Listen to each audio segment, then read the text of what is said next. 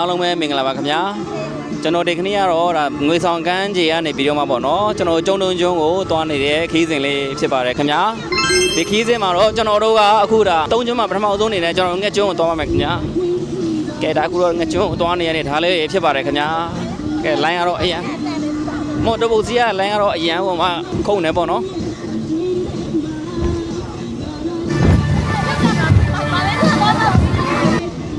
ကဲမမတွေ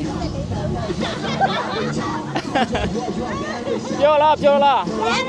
ဟိုရှေ့မအောင်ပြောလားရှေ့မအရန်ပြောပါတယ်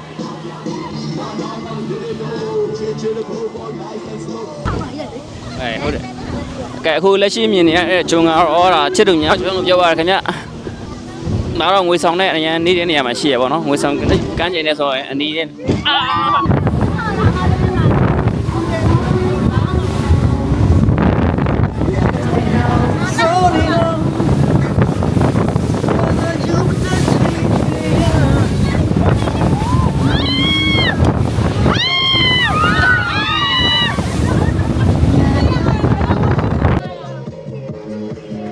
ကဲဒါလေးကတော့အခုဒါအရှိမမြင်နေတဲ့ကျွန်းပေါ့နော်အဲ့ဒါကတော့ကျွန်တော်တို့ရဲ့ငှက်ကျွန်းလို့ပြောပါတယ်ဗျကျွန်တော်တို့စီးလာတဲ့လေရမှာဆက်ဟိုပါပေါ့နော်စီဖြစ်နေကြစီဖြစ်နေကြပါတယ်ကဲမိုင်းမင်္ဂလာပါ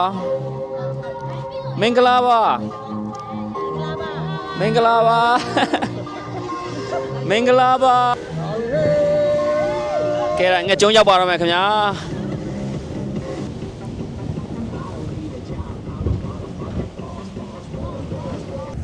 ကဲဒါငှက်ကျွန်းကိုတော့ရောက်ပါပြီဗျာကန်ကတ်တော့မှာနော်ကန်ကတ်ပါတော့မယ်ခင်ဗျာမကြည့်ရတာခဏတော့တဲ့ခဏပဲ9မိနစ်ပဲကြာမှာတဲ့ကျွန်းတက်တာ9မိနစ်ပဲကြာမလို့ပြောပါတယ်ခင်ဗျာတေချာတော့မသိဘူးပေါ့နော်ကဲလက်ရှိမြင်နေရကျွန်းကတော့ငှက်ကျွန်းပါတယ်ခင်ဗျာဟိုမူးတဲ့လူပါလို့ရှိရင်အဲ့ကလေးယူထားတော့ဟိုလှေလာပြီကျွန်တော်မူးတော့ခါရအစင်းသိမ်းမယ်ဟုတ်နော်ရဲကြည့်စိတ်နေရပဲ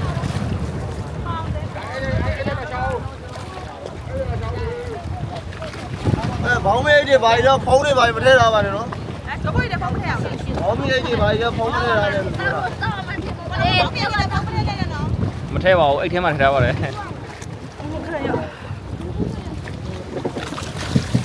ကဲရောက်ပါပြီဗျာငှက်ကျွန်းကိုထိုက်ပါပြီနော်ဟိုမော်တော်ဘုတ်ကနေပြောတွေကကျွန်တော်လေဘောတစ်ဆက်ကြံကူးဆိုတော့အစင်းတော့တော်ပါတယ်ခင်ဗျာအစင်းတော့စီးရတယ်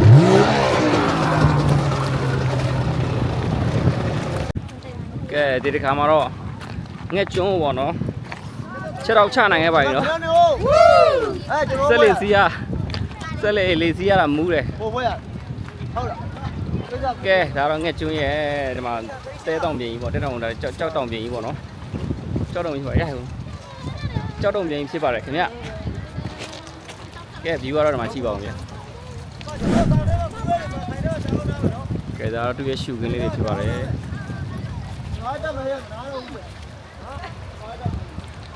ကဲဒါငှက်ကျွန်းရဲ့အနေထားလေးဖြစ်ပါတယ်ခင်ဗျာငှက်ကျွန်းရဲ့အနေထားလေးဖြစ်ပါတယ်ခင်ဗျာကဲဒီကဒင်းတဲပါမှာတဲ့ကဲဒီမှာတော့ဝင်ကြီး3000လို့ပြောနေပါတယ်ခင်ဗျာ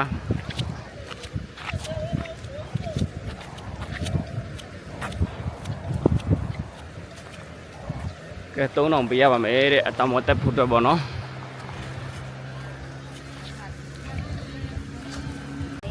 ကဲဒါကတော့ကျွန်တော်တို့ရဲ့ငှက်ကျွန်းကိုတက်တဲ့လေကားပေါ့နော်အရန်စောက်ပါတယ်ဗျာအရန်နေစောက်ပါတယ်ခင်ဗျာဟမ်အေးစောက်မှတ်တယ်ပေါ့နော်စောက်ပြီးတော့မှတ်နေ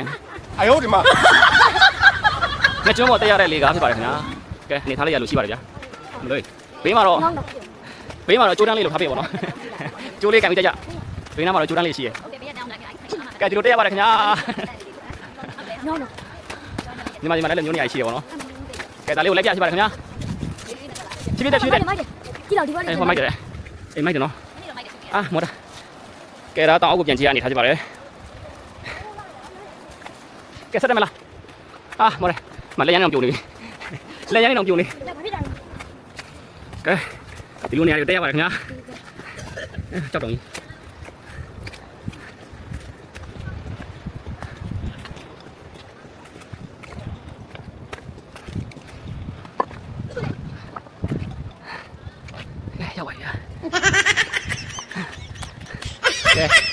ငှက်ကျွန်းတောင်ထိပ်ကိုရောက်ပါပြီဗျာလာကြဟဲ့လာကြဟဲ့လာကြ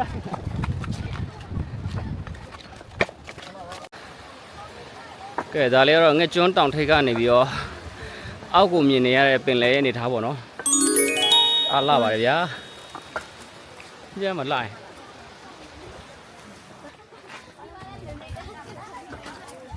အေးကျွန်တော်ကဒီမှာမလုပ်လိုက်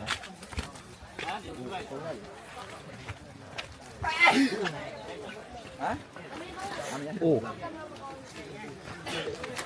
ဘာလဲတဲကိုရိုက်စရာအဲ့လိုမလုပ်နဲ့ရခိုင်လည်းမခောက်နဲ့ဟာလားဟုတ်လေယူအဲ့ချိပါချိအဲ့လိုမလုပ်နဲ့မလား ကဲဒါရောအမတ်တရဓာတ်ပုံရိုက်တဲ့နေရာတွေပေါ့နော်ကြားတော့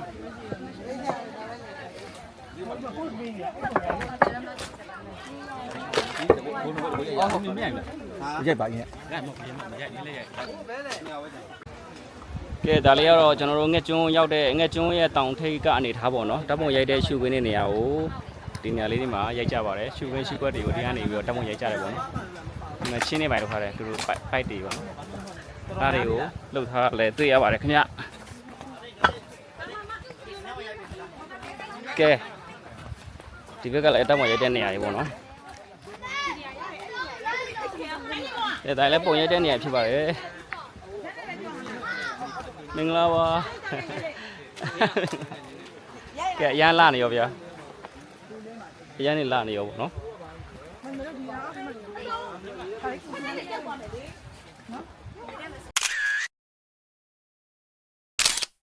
ကဲဒါလေးကတော့တောင်ပေါ်ကနေပြီးတော့မှတောင်အောက်ကိုပြန်ဆင်းနေကြပါပြီဓာတ်ပုံတွေစိတ်ကြရိုက်ပြီးပေါ့နော်ရိုက်ပြီးဆိုတော့အခုပြန်ဆင်းနေကြပါပြီခင်ဗျာကဲဖြည်းဖြည်းဆင်းကြောက်တောင်ဆိုတော့လည်းမှတ်တယ်ဟာစောက်တယ်ပေါ့နော်နည်းနည်းစောက်တယ်စောက်ပြန်ပြီလားဟောမကလေးတွေပုံပုံနဲ့သူပြောင်းနေတယ်ဟိုချက်မှာကဲကျွန်တော်လည်းဆင်းပါတော့မယ်ခင်ဗျာဘောကလမ်းတွေကအရန်စောက်တယ်မှတ်စောက်တယ်ပေါ့နော်ကြောက်တုံးတွေကြီး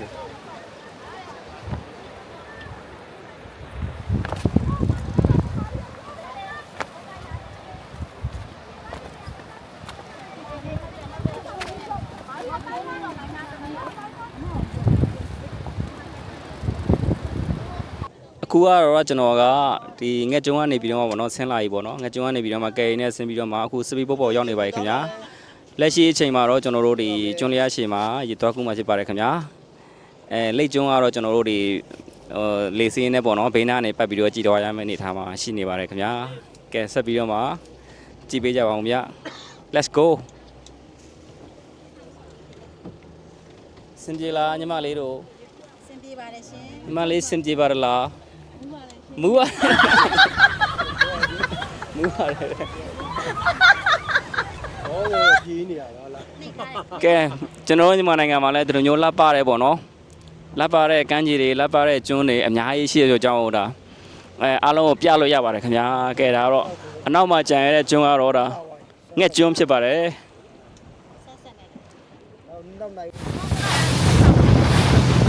တဲ့အခုကမဆောင်တော့ဘူးခုနမတရားဆောင်တာဟုတ်တယ်ဟိုလိုင်းကဒီဘက်သွားဆက်ကျင်တယ်တော့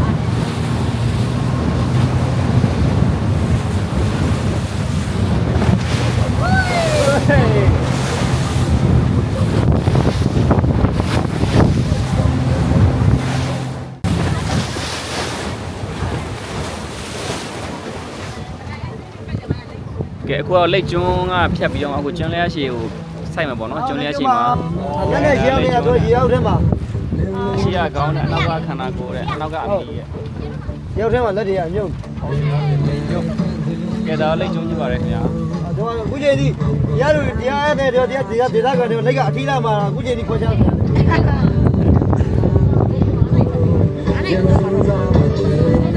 ဲခေါင်းရဲ့ခန္ဓာကိုယ်ရဲ့မီးရဲ့ဖြစ်ပါတယ်တဲ့ကိုရောက်တယ်မှာဓာတ်ပုံကတွေ့ရပြီလားမင်းတို့က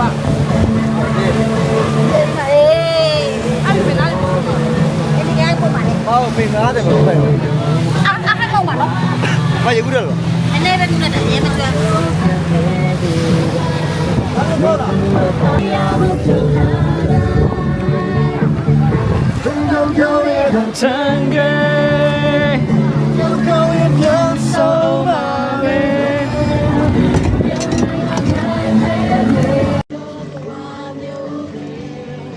ကဲအခုလက်ရှိရောက်တဲ့နေရာကတော့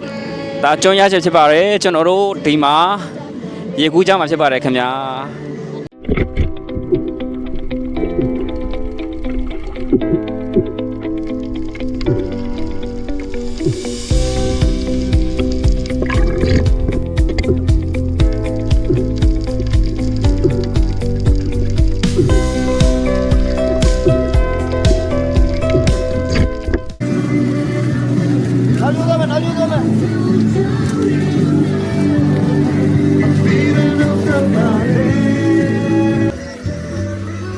ကဲကိုတော့ရေကူးလို့ပြီးသွားပြီပေါ့နော်ကျွန်တော်တော့ကူးတဲ့လူကကူးကြတော့ရေငုံညမှတက်ပြီးတော့ကူးရတာပေါ့နော်အဲ့ဒါကိုသူတို့ကဒီကျွန်တော်တို့တွေတိုးခွဲရပေါ့နော်ကျွန်တော်တို့ကိုရေထဲကနေပြီးတော့မှဓာတ်ပုံရိုက်ပေးတယ်မှတ်တမ်းပေါ့နော်ဗီဒီယိုမှတ်တမ်းရိုက်ပေးပါတယ်သူတို့မှာဒီ GoPro ကင်မရာရှိရပေါ့နော်ရေရောက်ထမရိုက်တဲ့ကင်မရာနဲ့မှတ်တမ်းနေပေးပါတယ်ခင်ဗျာအဲ့ဆိုတော့ရေကူးတဲ့လူဆိုလို့ရှိရင်ကျွန်တော်တို့ဒီမှာရေငုပ်ပြီးတော့မှဗီဒီယိုမှတ်တမ်းရိုက်လို့ရပါတယ်ခင်ဗျာကဲဒါအခုကတော့ကျွန်တော်တို့ဒါခုနကကျွန်းရရှိရနေပြီးတော့မှရေကူးပြီးတော့မှငွေဆောင်ကမ်းခြေကိုပြန်နေပါပြီခင်ဗျာကဲဒါတော့ပြန်နေတဲ့အနေထားလေးတွေဖြစ်ပါတယ်ခင်ဗျာ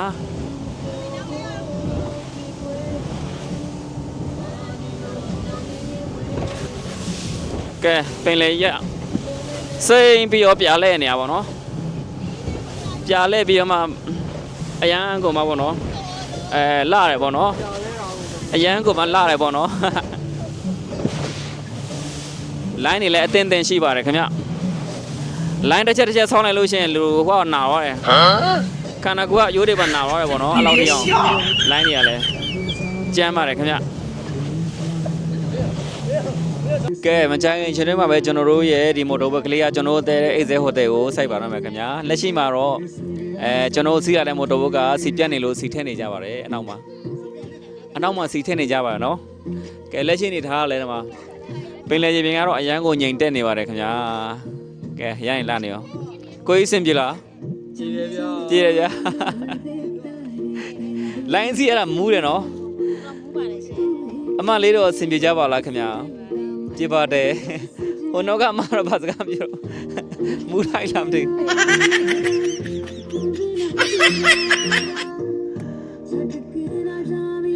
ကဲအရန်လာတဲ့ကျွန်တော်တို့ရဲ့ကမ်းလွန်ပင်လယ်ပြင်လေးတစ်ခုပေါ့နော်ဒါ